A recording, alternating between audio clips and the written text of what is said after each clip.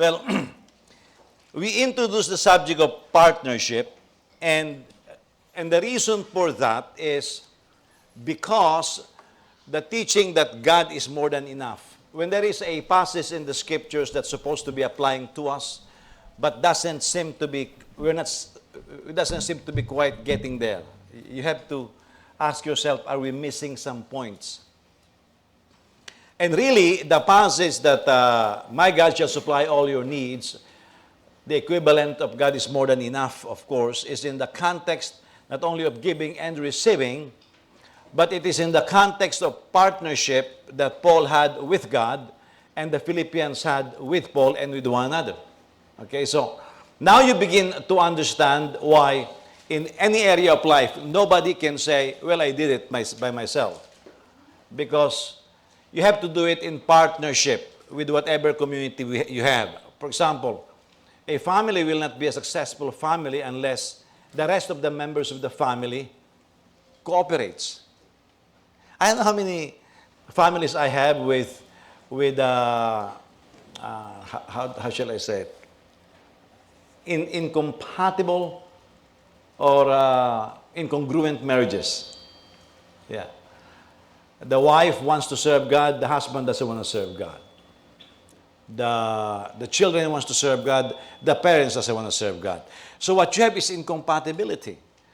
And when you have that incompatibility, then that partnership is gone. The moment the partnership is gone, everything goes down the drain. Like, what if there is crisis and you have to say, well, God is more enough. But then during the time of crisis, what, for example, is if only one is carrying the load and the rest are takers, one is a provider. I don't know where we get the idea that, again, this is something that you have to look at. The father is the provider of the family. Well, that's a good statement, really. But I don't think you will find it in the scriptures. I think what you will find is God is the provider. Amen? Amen? And if the father becomes the head of the house under God, then what happens is God provides. So what happens, for example, if the wife makes more money and become big-headed and say, well, I make more money than you do, too bad for you because you just ruined the chemistry. And what happens is the partnership is broken. You see, because you don't realize that the reason why the blessing is flowing in the family is because of the family, not because of one person. And I have seen households suffer on this one because, for example, if the man is making the money, he says, well, I'm the one making the money. And so I'll decide how it is spent. Well, that becomes problematic because the reason why God is providing such blessing is because of the family. Why will God give a scholarship to my kids if I have no kids? Some aspiring parents will say, well, I wish God will bless us with scholarship like that. Well, first have kids. What if God gives you a scholarship and you have no kids? You see, there is no reason for that. So that goes into partnership. And the moment this partnership is realized, and it can only be done in faith, then no weapon formed against you shall prosper. And I will explain that later. But let's look at Deuteronomy chapter 32, verse 30.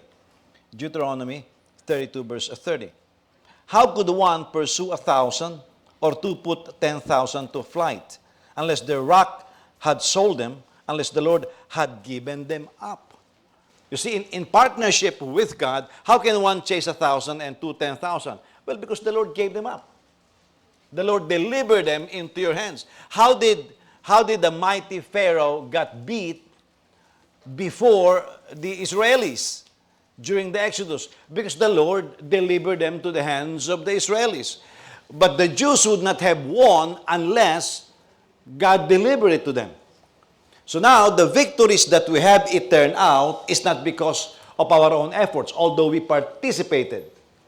It is because the Lord delivered them into our hands. So no room for boasting. When you begin to say, I have done this with my own hands, then the boasting takes place and the Lord will withdraw His partnership.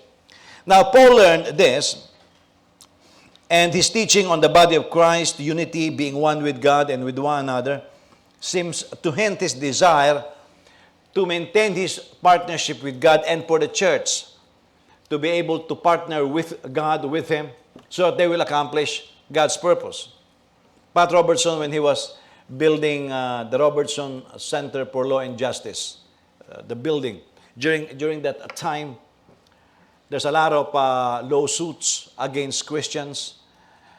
There was a group of, I think, gay people, gay community. They protested in front of CBN and Founders Inn. Founders Inn is the four-star hotel of Pat Robertson. And they're saying that there is discrimination because you won't hire homosexuals. And Pat said, well, this is a Christian entity. And the Family Channel has to be sold because there was lawsuits that the Family Channel should allow other programmings, including X-rated movies, to be shown.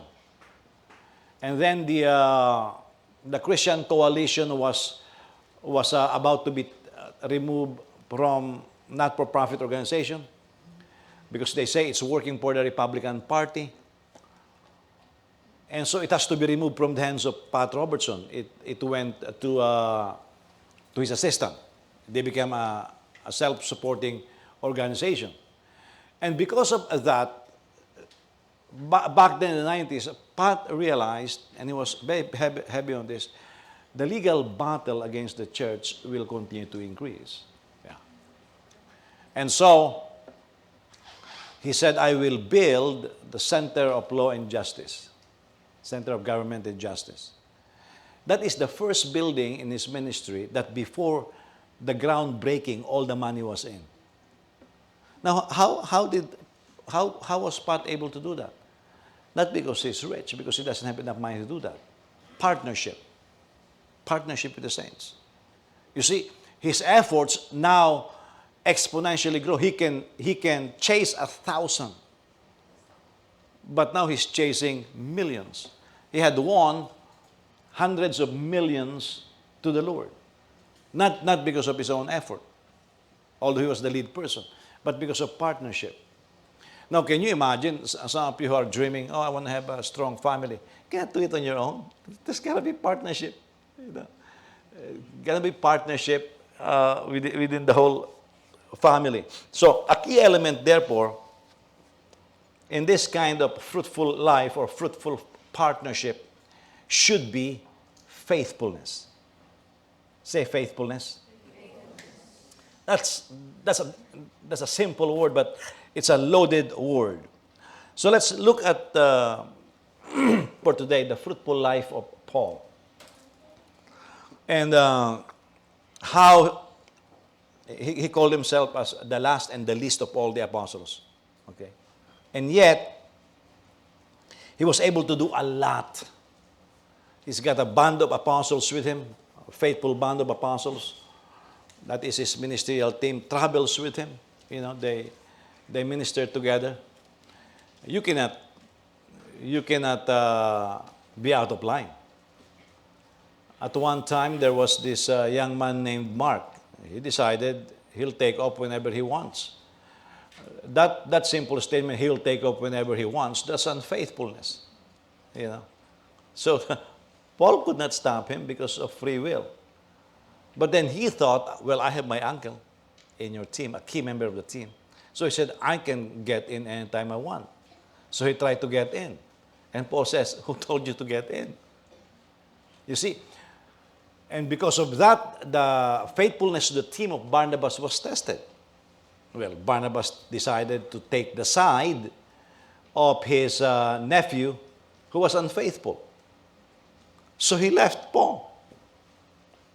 After that, you will never read about Barnabas again. But Paul kept moving on. And he developed a band of disciples, Titus, Silas.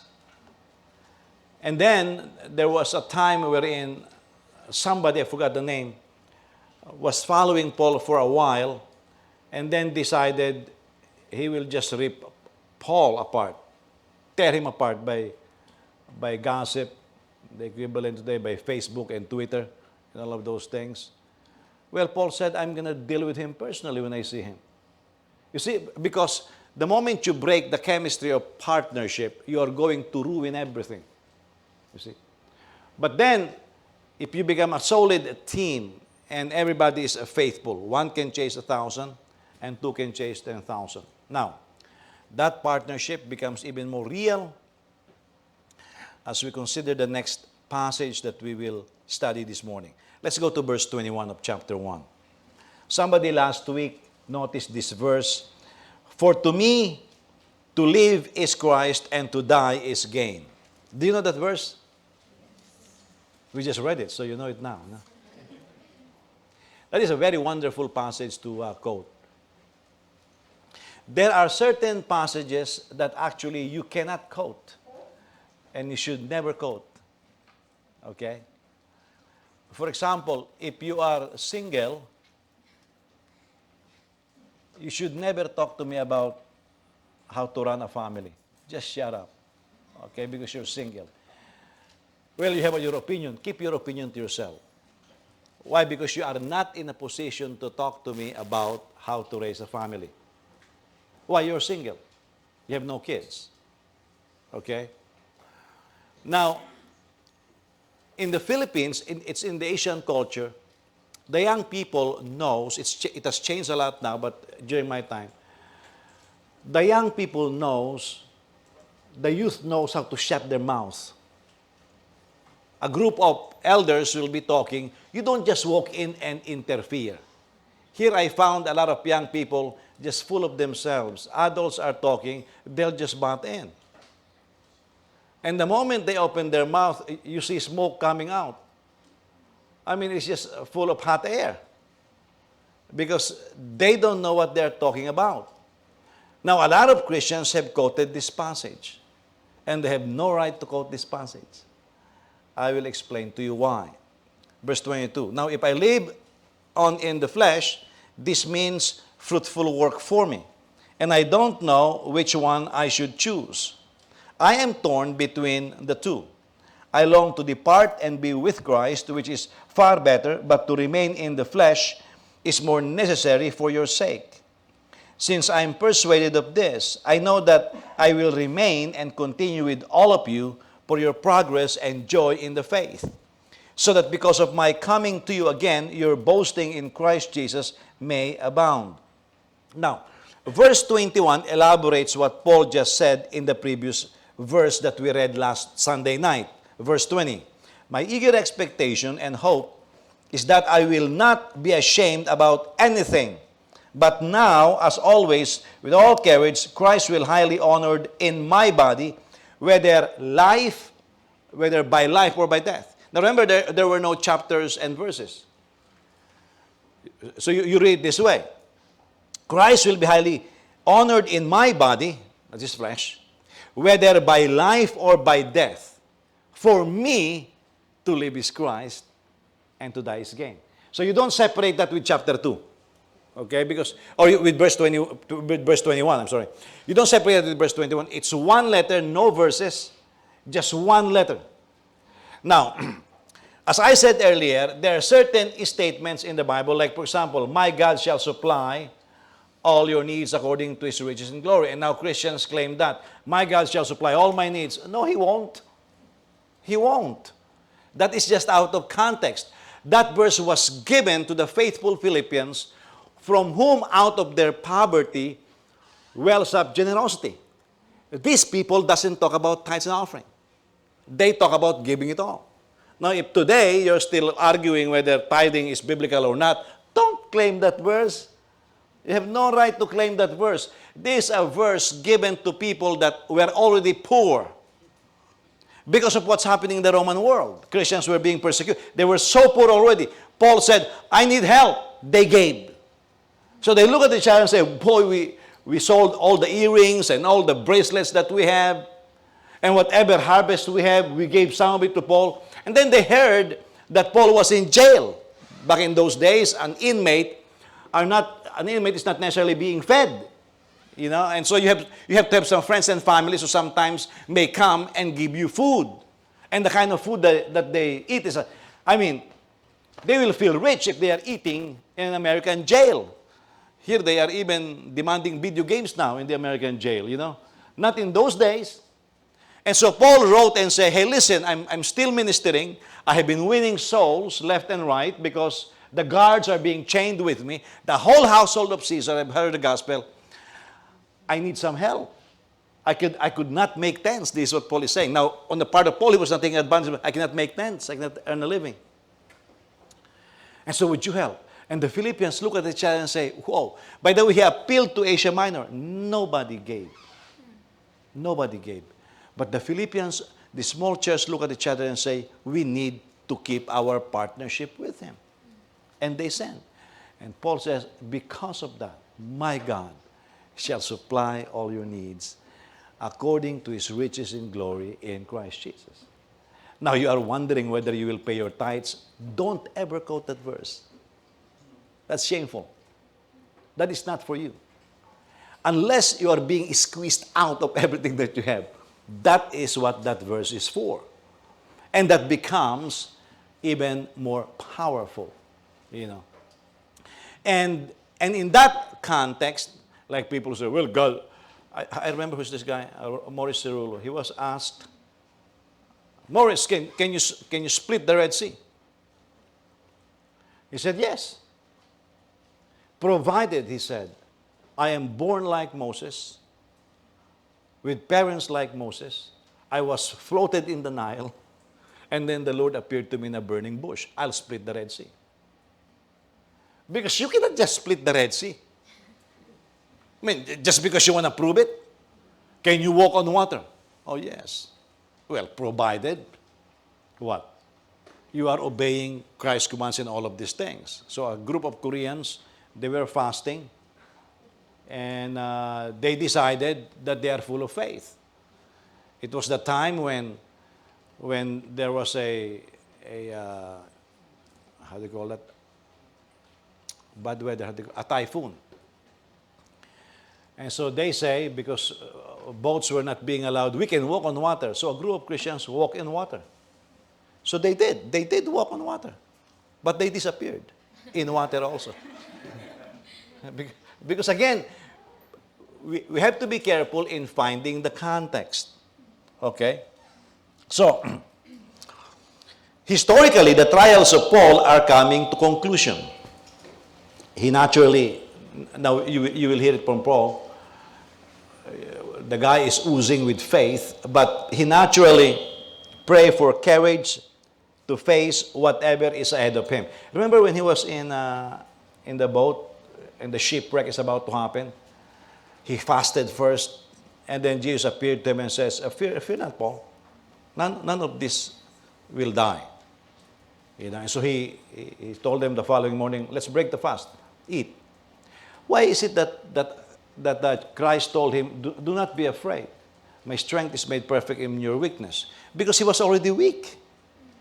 My grace is sufficient for you. Because he felt no more grace. People think that Paul was oozing. No, fear started settling in. And Jesus appeared to him at that historic moment, at that critical moment in his life. You see? So he need courage to face his opponents and make it to the end of the line. You know what will be good is if you watch, for example, a marathon, and runners, I don't know how many miles is one full marathon. Huh? 26.2. Is it 26.2? Richard should know. 26.2. Why is there 0.2? What's the use of that thing? Why not make it 26? You know, so 26.2, for example, these people, some of them collapse, especially if it's under the heat of the sun. They collapse. And so how are they encouraged? Along the run, there are people giving water. And then some people are egging them. And then what I like the most is sometimes a runner falls. And somebody picks them up and they run together. They really encourage one another. Now, if you are all alone running at 26 miles, nobody cheering, no help for water, you ask yourself, why in the world am I running? You know? But when there is a company of runners, it becomes bearable. Same thing in the church. That's why people say, well, even if I'm all alone, I'm going to do it. You will do something. But not it. Because the Great Commission was not given to one person. It was given to a family. It was given to the household of faith. Paul knew that God would vindicate him, and this is a typical Old Testament prayer, but there is uncertainty and lack of knowledge for his immediate future. He needs strength. He needs courage. Just like all of us. When you face uncertainty, you really need strength. You don't know what's going to happen. You lose your job, and you thought COVID is just going to be 1 month. It became 2 months. It turned out they want to do it for 2 more years. I mean, if you're getting free money, why not? They don't care if it's Mickey Mouse money. It's just going on and going on. You see? You know why some of those protests that are doing malfeasance in America is prospering right now? They have encouragement. Some mayors are prodding them. Some citizens are foolish enough to bring water and food while they are looting. You see? So what if you drop all of that? Let them take a territory, eat all the food. What happens next? When they run out of food and nobody responds, they'll quit. But they are receiving encouragement. You see? That's why, in terms of discipline, what is bad is one parent says, don't do this, and the other parent encourages the person to do it. You see, that is the problem. This is where verse 21 fits in now. Because Paul is now, look how desperate Paul is. Now, I don't know if there is a private conversation between Jesus and Paul. My assumption is there is. Paul said, I don't know what to do. He said, I want to be home with the Lord. He's tired. He said, I want to be home to be with the Lord. Then he looked around and says, yeah, but I think you need me still. It's like a parent dying. And he wouldn't let go of life because he's got little kids. How do I know? When my father was shot, that's what he told me. I was in 4th year high school. He was shot, and the doctors doesn't know whether he will live. And so I was talking to I watched him for over a month in the hospital. And I was talking to my father, and my father said, I need to live. I said, it's okay, Tatay. I had the church praying for you. I need to live, Jose. You know why? He said, I still have little kids. He said, I still have, the little kids has got to study. Now, he didn't say, can you help me raise my kids and your kuya and your ate? No, he said, he's a responsible father. I still have little kids. They have to go to college. I have to live. And he said, the second reason, the guy who shot me is still alive. I have to kill him. You know? That's what he told me. Yeah. So the boss walked in and say, Paking, don't worry about the shooter. And he said, because I already did something about it, you know. And within 1 week, it's done. So at least it solved one of the problems of my father. Now his only problem are the little kids. Now, can you imagine hanging on for his life because of the little kids? He said, I still have little kids. They need to go to school. You see? I need to prepare them for life. My mother doesn't even know that statement. She was not there. Yeah. And so Paul, look at the enemy that is operating in the world. Look at the Christians and the tremendous challenge in churches. You know, we may face a pressure of COVID-19 and then the anti-church sentiment going on right now, the anti-Christian sentiment going on right now, the pro-atheist, Islamic, pro-socialist sentiment is making it difficult for Christians to thrive. That is the reality. And so Paul was in the same situation and he said, I'm tired. You can just fill in his words. And I think Jesus talked to him. And he said, well, Paul, you've done a lot and you're almost done, but you can come home now. You can come home if you want. And I think that's where he said, what will I do? Because it seems like he's got a choice. Do I stay for your benefit? But I want to go home. Now, can you imagine? I think Paul was given a choice. Somebody taught this one time. I forgot who it was. You can will yourself to die, and you can will yourself to live. Some people lost hope, lost purpose. They just die. That's why there are some premature deaths. I mean, a person die at 30, supposedly healthy. You don't say his time has come. No, the guy is 30 years old. And he has not accomplished anything in life. I don't think God meant it to be that way. You see? But we say, well, the time has come. Well, not necessarily. Because Paul said, if I choose, if I want to, I could go. And he said, I am in these two roads, I am in this crossroad. Shall I go or shall I not? And this is where the context of 121 is. For me to live is Christ, to die is gain. Okay? Now, let me elaborate on that one. An amazing truth here, number one, is a level of choice. You have a choice. Whether you will benefit the body or not. You have the choice. Say you see the body has need. You have the choice whether you will do something about it. I think part of the general hypocrisy going on is there is a need in the body and somebody says, I'll pray about it. What are you going to pray about? Can you imagine if you are a child, you know, and you tell your dad, Dad, we ran out of milk. And the dad says, I'll pray about it. No, get some milk. You fool. There is no milk. Get some milk. You see? There are some things that you don't pray for. It's a need, you meet the need. You see? If you see your kids, their clothes are getting smaller, well, they're not getting small, they're getting bigger. Mom, I need new pants. Look at my shorts. They look like underwear now, you know. I mean, you look at that. You don't say, I will pray for it, that I will get you new underwears. You say, we'll go to the store and get new underwears, you know. Now, if you have no money, that's a problem. But you don't say, wait for one more year. It still is stretchy, you know.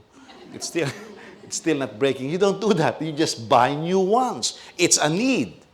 Okay, so in that thing, the choice of Paul is clear. Your choices are clear. If you think your family is doing well, you have a choice now to advance it. If you think your family is having problems, you have a choice to fix it. By the way, some people choose not to fix it. I've seen a lot of families just ignore it. They bury their head under the sand like an ostrich.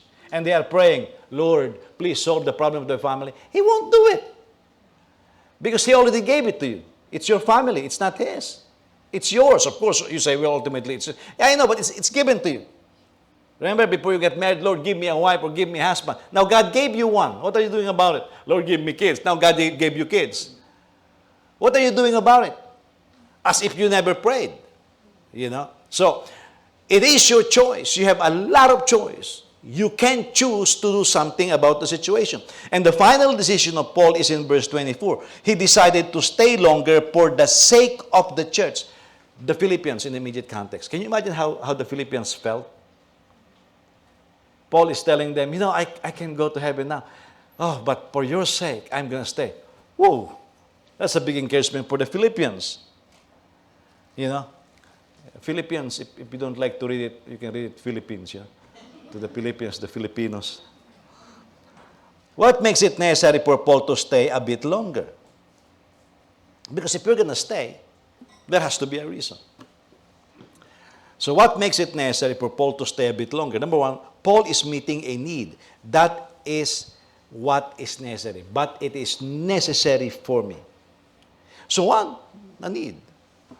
Why is it necessary for parents to stay together in a house? Because there are children. after the children, you have a community of believers. Why is it that all of us here has to keep ourselves pure?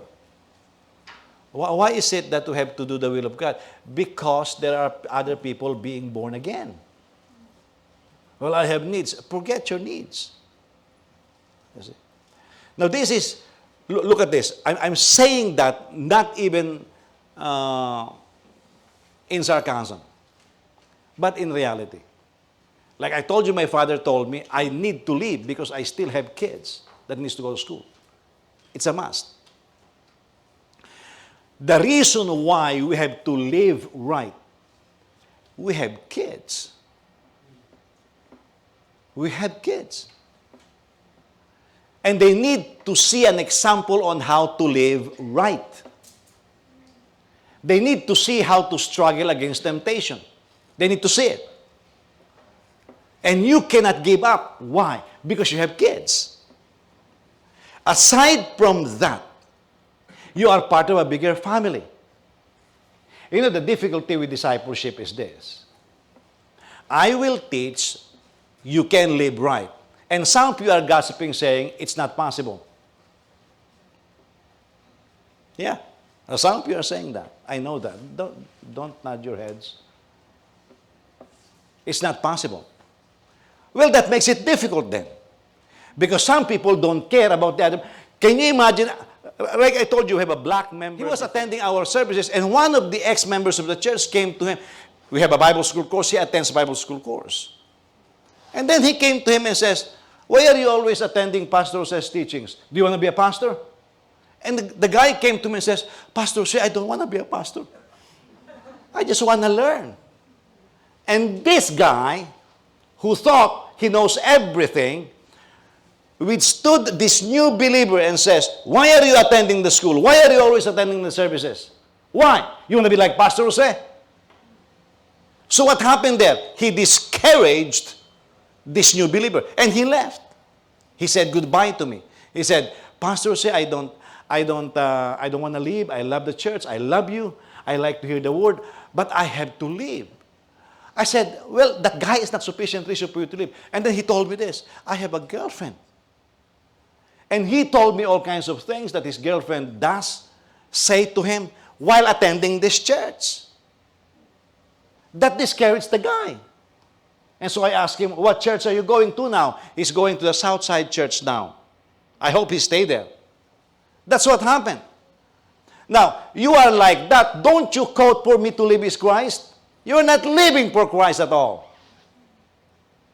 When Paul said, for me to live is Christ, there is a choice. There is a need. I have to meet that need. There is a benefit. Are you listening? So if you are not living for God, that verse should not be coming from your lips. Because that is a statement made by somebody who has gotten discouraged, gotten weak, and is saying, Lord, take me home. I want to go home. And Jesus looked at him and says, well, I can welcome you home. But your people needs you. They need a word. Well, Lord, what about the other apostles? Well, you know, Peter did not get it yet. James has built his own party, the circumcision party. Remember, that is just in Galatians. And you need to stay longer. Because I need to pour more revelations on your life, and you have to communicate to the church. By the way, Peter later said in 2 Peter, what Brother Paul wrote, they are hard to understand. He could not get it yet. So somebody needs to stay. But you can go home if you want, Paul. And Paul was looking at heaven, looking at Jesus, and looking at the church. And said, okay, I'm going to stay. Because for me to live is Christ, and to die is gain. Do you understand the context now? That's what it means. Okay?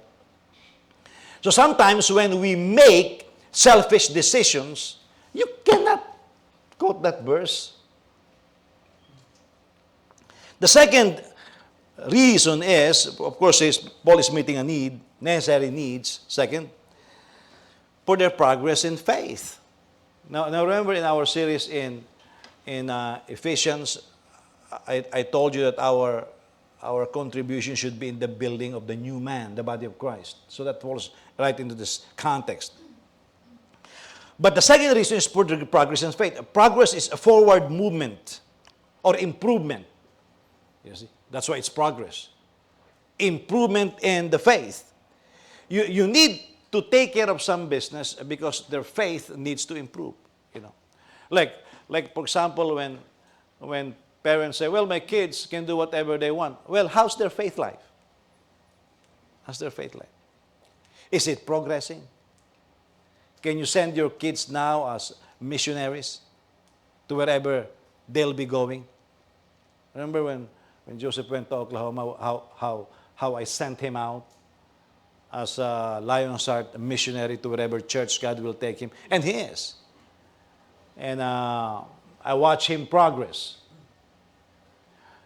You need to observe the progress of faith in your family. Are you listening? This is smaller than upstairs, so you can hear me better even without mic. Okay? You need to observe progress. By the way, when you don't observe progress, that is an indication you need to do a better job. Because it's under your care. You need to see progress in faith. You need to see your children grow in faith. You know, DJ is already being trained by Hansel to do worship and all of that. But I'm observing her worship, and one day I just lean in on DJ and say, "Hey, DJ, you need to move in the Spirit."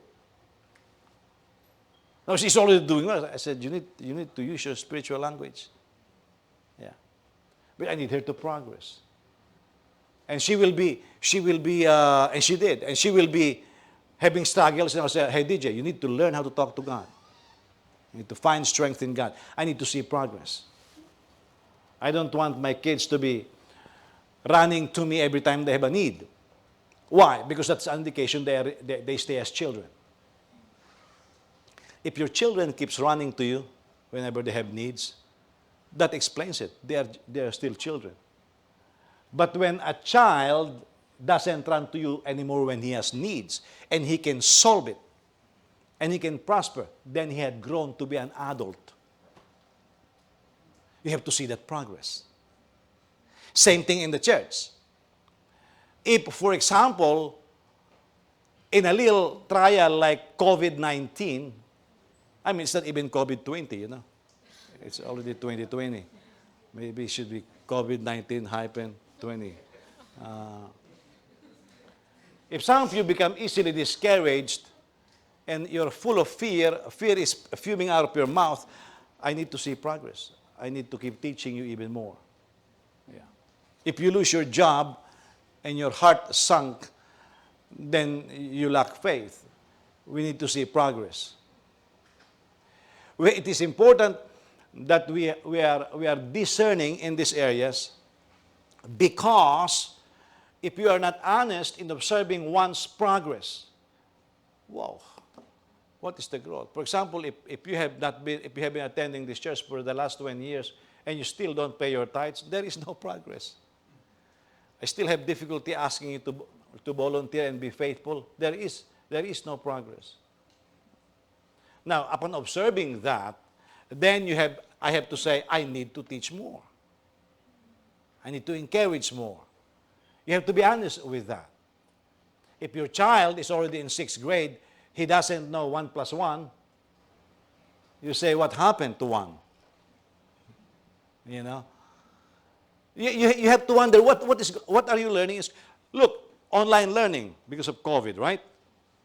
What is the general consensus of the parents? Get them back to the classroom. Why? Kids don't like, around 70% of the children says, there is no progress. I look at my kids in online school. You don't know what they're doing. They're playing video games, watching TV, while the computer is on. Suddenly they become geniuses, growing all kinds of ears and eyes, and then they are falling asleep. And there is such a thing as, they can mute it, right? And they cannot be heard. All kinds of cheating takes place. Now the parents saw that and they say, no, we want to go back to school. Why is it? They are interested in progress. Amen? Can you imagine if you are already old? By the way, when we got married, I never asked my father for any help. By the way, I was very close to my father. If I ask something from my father, he gives it to me. My other siblings wonder about that. Some families who visited noticed that. I could have asked my father, send me some money. I did not. Yeah. My wife did. She asked her dad. She could not bear it anymore, And when I found out, I got very upset because she did it without my permission. I'd rather fast. I'd rather starve than ask my parents for help. Why? I'm old enough, for goodness sake. Are you listening? I'm not a little baby. I can starve, but I'm not going to put that burden on my parents. Why? I'm no longer a child. I'm an adult. Are you an adult? Okay. I close it. And then you're going to get married. These are some, you need to see progress. And so Paul is saying, I want to see progress in the faith. Paul is saying, I need to see initiative, all that we have been learning. I need to see faithfulness. I need to see that you are doing something for the kingdom. And by the fact that he doesn't want to go home yet, his mission is not completed yet. For their progress in the faith, for their joy in the faith. Now, what is this progress and joy in the faith? How do you know this? If you look at this, they have the results of Paul. Your parents or your mentors will tell you this. How do you call this? How do you know somebody is trying to learn? He asks questions. Okay? He asks questions. How do you know somebody is not trying to learn? He wants to teach. Sometimes somebody will ask me something about carpentry. Pastor, say, what should I do about this? Okay, this is what you do. Well, I think it's like this. The moment is, I think like this. Tanong-tanong ka, batukan kita riyan eh. I thought you were asking question. Now you're trying to teach me. And you should see my wife whenever we are in computer. I just go like this. Okay, just do it. Sayangin mo oras ko. And by the way, when you talk to your kids, have you noticed your kids will ask you a question? Mom, what should I do with this? Well, this is what you should do.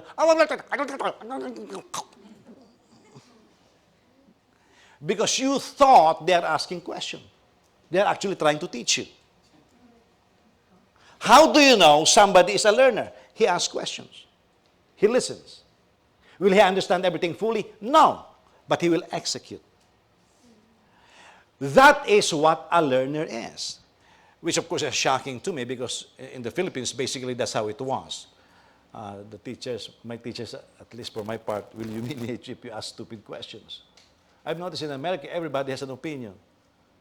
And I have heard students, and my kids confirm, they'll raise their hand and they will give some answer like, what in the world is that? They talk for the sake of talking. They love listening to their voice. You see.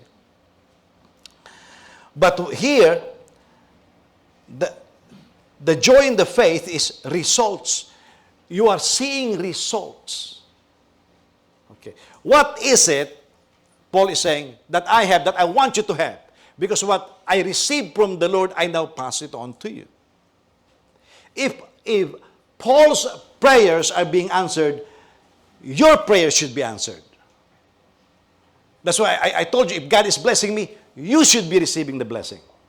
If you're not receiving the blessing, let's find out why. Because the blessing is actually being poured in the body. When you begin to think, well, Pastor says get this blessing. No, the church has this blessing. And if we are in partnership, whatever I have, you have. Well, Pastor said, then your house is my house. No, it's not, okay? It's different. That's not that. But what I'm saying is, if God answers my prayers, He answers your prayers. If your prayers are not being answered, Let's figure out why. How are you living? How is your life? How are your relationships? That's troubleshooting. And so what Paul wants to happen is this. Before I go, I want my results in your life. I want that you have a pioneering spirit. Your prayers are being answered. You are a go-getter, just like me. That's what Paul meant when he said, follow me as I follow Christ. Same results. When parents see their kids thriving, one of the joys that Ann and I have is, for example, if my kids wants to buy something, and you ask DJ, what are you going to buy? And DJ say, I don't buy that, I buy this. And Ann and I will look, and I'll tell my wife, that's your fault. Because she trained my kids to choose quality. And then my kids goes to Craigslist. My kids bargain for things. And I look at my wife and says, that's your influence. And then Joseph was buying stuff in Oklahoma. And Ann said, how did you buy this? And Joseph said, well, Mama, I found this in this ad. And it's being sold for this. I cut the price. And it's sold. I pick it up right away. And Ann smiled and said, oh, he learned. What's that? The fruit. You see? The fruit. You should see that. Like, for example, you parents who you think you are hardworking, the fruit should be you see your kids hardworking. If your kids are lazy, there is no fruit. There is rottenness. If you are a parent that will carry your own weight and will do things right, you should see it from your kids. If you are not seeing it, it's rotten. You have to bear the same result. It will not be a replica, of course, but within the vicinity. So, the other way you judge this, they will be like Paul, and Paul is like Christ. Therefore, they are becoming more and more like Jesus. Follow me as I follow Christ. This also tells me a lot about their partnership in the gospel, especially in verse 24. Let me read to you verse 24 again. It says, but to remain in the flesh is more necessary for your sake. What is that? What is that telling us? What Paul is saying is, if I remain, you remain. If I continue, you continue. Now, let's talk about partnership. For example, when we were buying this building, a lot of negotiation, back and forth. And finally, because the bank at that time only authorized, the board during that time, because of the financing, the board at that time told me, Pastor, say negotiate for $1 million property. So this is being sold for $2.2 million, this building. And I have seen the offer for $2.5 million, cash, Iglesia ni Cristo. They will buy this in cash. And so I saw that, And I was looking at the pastor and I said, hey, listen, I'm only authorized $1 million. I went back to the board and the board says, offer 1.2. And the pastor said, well, all the buyers did not all the buyers fell apart, including a Filipino church. I think that's the Church of Irish. Yeah, they're buying it and the financing fell apart. And their pastor was a friend of the pastor here. Yeah, at least the pastor has told me they're friends. So it fell apart. When their church was taking it, I said, okay, I'm happy that the church has won the bid. But I told the pastor, if it falls apart, let me know. I'll take a shot at it. Well, everything fell apart. But again, this Filipino church will buy it for 2.5 million. I think 2.5 or 2.4 million. And it's Iglesia ni Cristo. It's good that the pastor of this church is a believer. He told me, Well, Pastor, so you have to tell me what is the background of this Iglesia ni Cristo. I asked a couple of questions, one of which is the money coming from the Philippines? He said, yes. I said, that's a cult. When I said that, he said, oh, I'm not selling it to them. So everything fell apart. And everything fell apart. He looked at me and says, I'll give it to you for 1.5 million. So I went back to the board and they agreed 1.5 million. And that 1.5 million from 337,000, because the old building is 337,000, that's a 5 times jump. And by the way, the offering is not jumping 5 times. So I look at the board and say, are we in this together? Okay, Pastor, we're in this together. That's just a bunch of garbage. Because I remained, they left. The problem with that is this, there is no partnership. Because I signed my name on this loan. I don't care if you disagree or what, that is a responsibility. You made me put my name on the dotted line. And then you're just going to go, that is a responsibility. That's what I'm talking about. You see. It's like kids saying, I'm going to go to school. Well, your parents are going to work hard to put you to school. You better finish. Because you sign up on going to school. Don't waste your parents' money.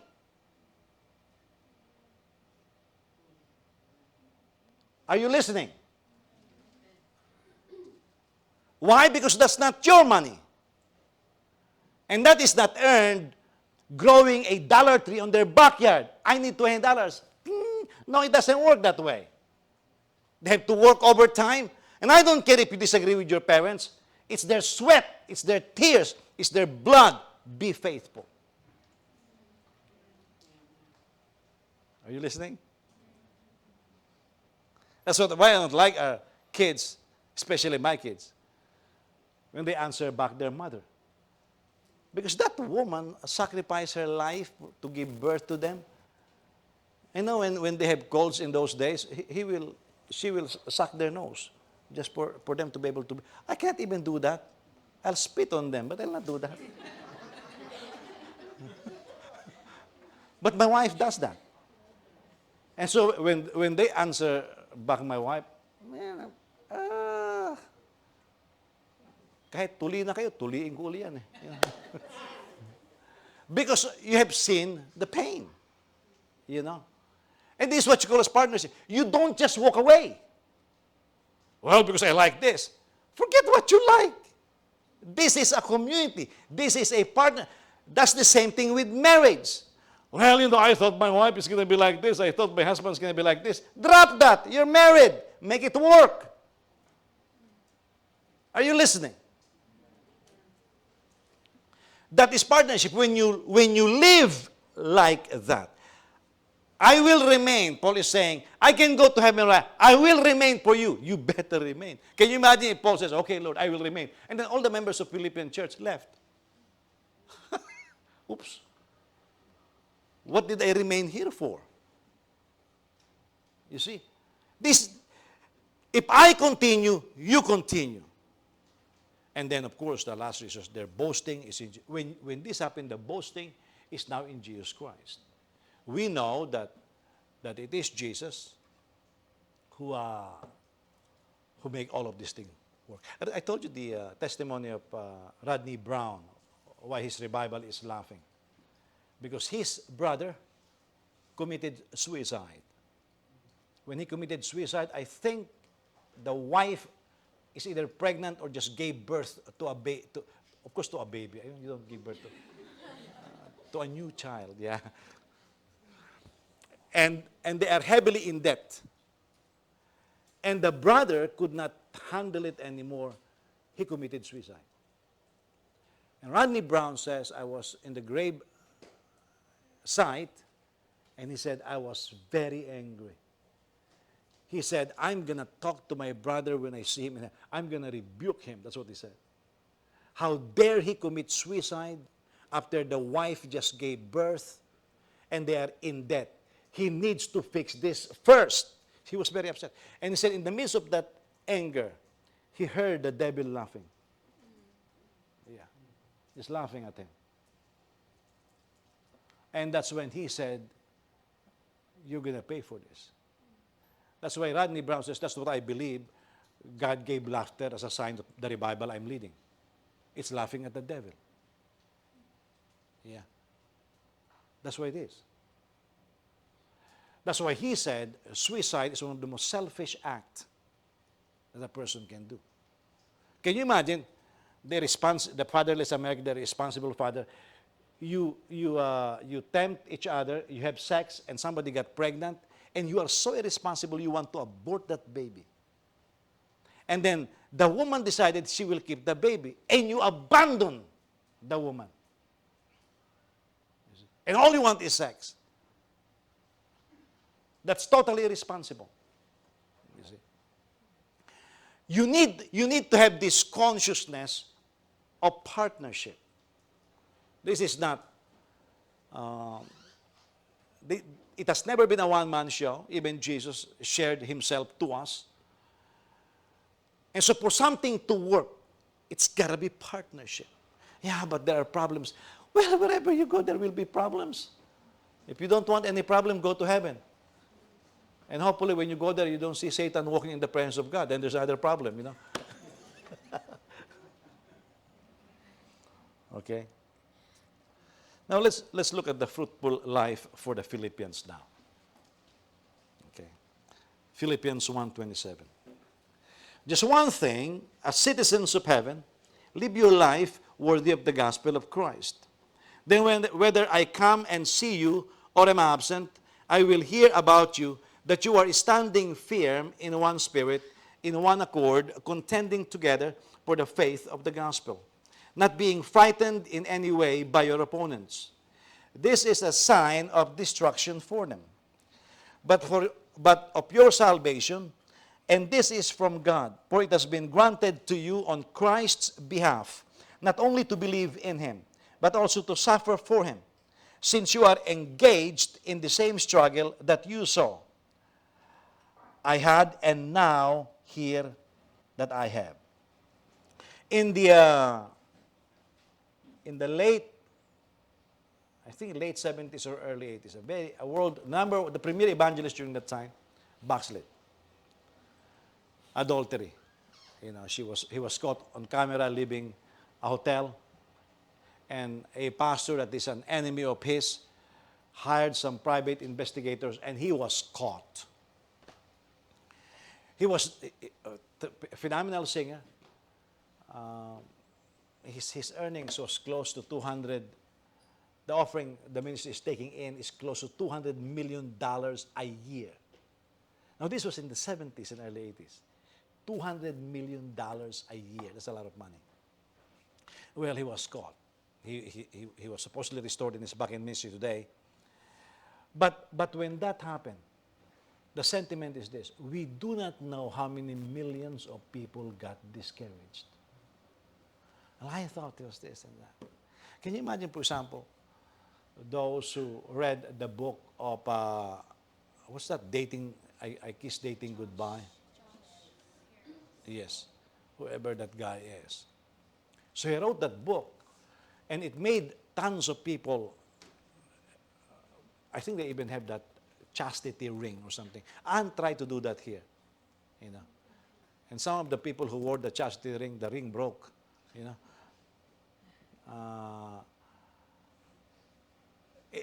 It was a tremendous encouragement. And then he said, well, I don't believe anymore what I wrote. That's so irresponsible. Somebody should sue him because the book sold millions. He made millions out of it. And then you're just going to walk away from it. And a lot of worship leaders, a lot of preachers are doing the same thing. A lot of schools have abandoned. I remember when I was at my school, last school I had, the dean, the department head of the program was on the second year, talked to me. I said, I need to talk to you. And he said, is this the school that you're looking for? I said, yes. No, I'm just checking if you're okay. I said, sir, why are you asking me? He said, because by now you realize that what we have is a very progressive school. I said, yeah, I know that. I said, by the way, before I came here, I know that this is the most liberal school in the U.S. That's your reputation. And he said, you might have been taken by the name of our school, because the name of the school, it has evangelical. He said, because our school has the name evangelical, you must, I don't want you to feel that you have been deceived, because we are not conservative. I said, don't worry. I said, I did not come for your theology. I said, my theology is built. I said, I come here for a specialty in congregational leadership. I said, so he said, so you're okay? I said, okay. I said, plus, sir, what you believe will not affect me. I told him, look, this is a doctoral level. I know what I believe. I said, your belief will not affect me. I said, I have my own belief. And he felt as I believe. But you know what I appreciate that? It's because in their school, the name evangelical is there. And he felt convicted. Because when you read evangelical, you think it's okay. But it's not okay. You know, in a lot of schools right now, it's not okay. But this guy, I appreciate him because he's got the honesty and the integrity to talk to me and say, you might have felt deceived. I said, no, I know you guys are liberals. Yeah, but we are progressive. Well, I know that now. I said, but I did not come for that. I said, your theology doesn't affect mine. And said, okay, that settles it then. But how many people will have that? You see?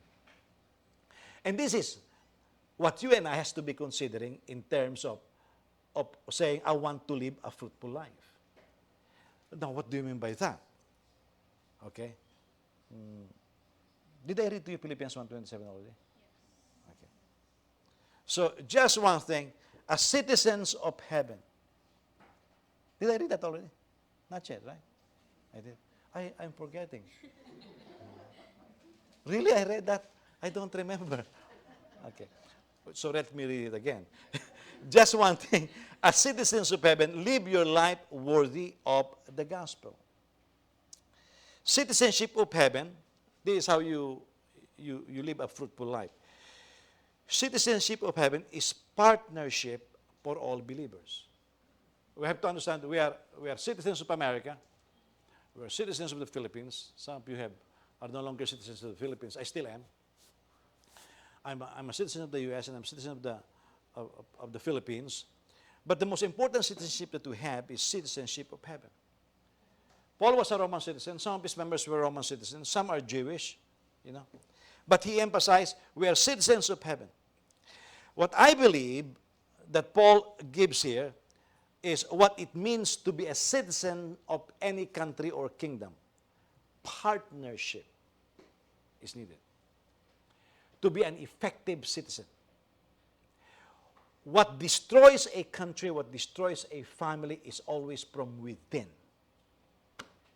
If China is behind all of this chaos or Russia, they must be laughing. Because America is imploding. It is self-destructive. Anti-police, pro-police. Both American citizens. You know, pro-illegal immigrants, anti-illegal immigrants. Both American citizens. Same country. Some destroying historical landmarks. Some wants to preserve historical landmarks. Some wants, can you imagine this? Some people who wants to rewrite American history. You know, when I was born, I have a skin darker than most people. Not once have I taken any lotion to change that. Yeah, never did. I will not change my history. That's my history. You know, I have no desire to change that. I will not spend a centavo buying papaya soap so I will become white. No, that will not be me. Okay, that will not be me. I was born like this. It's part of my history. Okay? It's part of my history. That's part of my health. That's part of my strength. I don't want to be white. That is sickly. and subject to, how do you call that? They are, yeah, yeah, because I was not born like that, you know. Now some people say they have white privilege. No, they don't have white privilege. They have white skin. But that color has a history also. And it has some glorious history. A group of Christians from Europe decided they don't want the tyranny of monarchy and exercise their religion and came to the U.S. You see, and this group of pilgrims start a new family, a new nation that has actually been responsible almost by itself in global evangelism. You want to erase that? You see? Now, our citizenship is in heaven. It has history. It has the cross. You know what is very insulting? Is when prostitutes and thieves wear the cross. They go to work in a nightclub for prostitution and they're wearing the cross. What in the world is that? That cross has been used as a symbol of our faith, and people are misusing it. You see? That is because people have no respect already of what Paul is talking about, citizenship. For a kingdom to work, everybody's got to do their share. Everybody has to work. You pay your taxes. You say, well, what if the government corrupts it? You don't vote for them. If California is complaining, they have no right. They voted for their legislators. For Chicago, Chicago voted for our legislators. And we will suffer for it. Did I vote? No. Why did I not vote? I have nothing in the ticket that I agree with. Some people say, well, if you don't vote for one, it's a vote for the other. No, it's not. I'm not going to choose between two evils. If there is no good, I'm not going to put my stamp of approval on it. Okay? But this is what we have. This is what we have. Can you imagine all of those protesting cities are run by Democrats? So if you still vote Democrats, that's what you want perhaps. It's as simple as that. But there has to be, we cannot have some people just taking in money. That's why I don't like this idea of stimulus. Because that's the taxes that my great-great-grandchildren will pay for if Jesus tarry. So what help do you want? Give them food. I think what should have been done is open food pantries and give them food. Don't give them money. You know. But this is a big problem because America is so divided right now. The church is the same. I am convinced that the world should have been evangelized even in the 2nd century had the church been one. But can you imagine in Galatians from what we read, James, the brother of Jesus, had a circumcision party. All he is concerned about is, are you circumcised? Can you imagine when Paul went to Ephesus, remember in Acts 19, did you receive the Holy Ghost since you believed? What a powerful question. If they met James, did you get circumcised? That's the difference, you know. So how do you live as citizens of heaven? They need to live a life worthy of the gospel. This is an imperative. If you are a citizen of heaven, live the life worthy of the gospel. You don't live any way you want. This is Christianity. I cannot live any way I want because I'm a citizen of the kingdom. And as a citizen of the kingdom, I have been given by the king leadership role. The more I can't live any way I want. You see? That's a citizen of the kingdom. Live your life worthy or becoming of a citizen of the kingdom. Like if you're an American, live a life that is worthy of an American citizen. I always say this, don't stand for the national anthem. You know, that's what we were taught. The Americans taught us that in the Philippines. Do you know the Philippines used to sing two national anthems?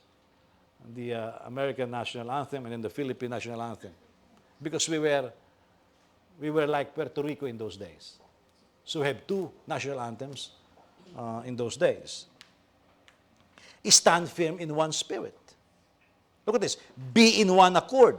Look at this. Contend together for the faith of the gospel. Do not be frightened in any way by your opponents. All of these were addressed to the body. Paul says, you know how to live a life worthy of the gospel? You want to be real partners with one another. Live as citizens of the kingdom. Can you imagine at the end here? Do not be frightened in any way by your opponents. Yeah. The gospel right now is showing a lot of opposition. And I am concerned that I'm also seeing some Christians just running away. In a battle, in an ancient warfare, they'll just simply say, we need to hold the line. We need to hold it. Yeah. If you are part of the army, you don't run away in the heat of battle. You have to stand and maintain the line. Be in one accord. You see? All of this is in the context of fruitfulness. If we do this together, then we can be fruitful. One can chase 1,000, two can chase 10,000. But if we allow other people, I remember when we bought this building, a leader who left the church, because they don't know we were buying a building, because they thought we're going to fold because they left. They think they're giving so much offering that they thought we're going to fold because they left. Well, they heard that we are buying a building. And I never realized they were talking amongst themselves. Oh, if Pastor will say, buy that building, that will be the end of him. They were encouraging one another. Yeah, Pastor said, buy the building. That is his end. That's how the enemies of our soul encourage each other. They're going to fail, you know. We bought the building. And you know, because we bought the building, they said, oh, I know that person perhaps gave the biggest offering. They didn't know that the person that they mentioned never gave the biggest offering. Yeah. In fact, he was even late in giving offering for the building. But when they heard it, they said, I wish he paid for all the building. Because can you imagine if I have a member who can simply say, well, how much do you need, Pastor? Say, $1.5 million. I'll pay for it. Huh? Wala nag-aamin sa inyo. Okay. Can you imagine that's phenomenal? Then we move on to the next project. But they are so desperate for others to fail. Now, this is the problem. We are still one body. You cannot desire failure on anybody, even if you disagree. Because what happens to us, it still affects others. Now think about it. Say I fail. What will happen to the people that I have been training in the Philippines for so many years? What will happen to you guys who have been listening to me teach? The effect is greater than you think. So you cannot fail. That's why I testify to you guys when I thought I was going to fail at Regent, I could not fail because I have my wife and I have Brother Willie going bankrupt, and yet in his bankruptcy, he sent me $2,000. How in the world am I going to quit?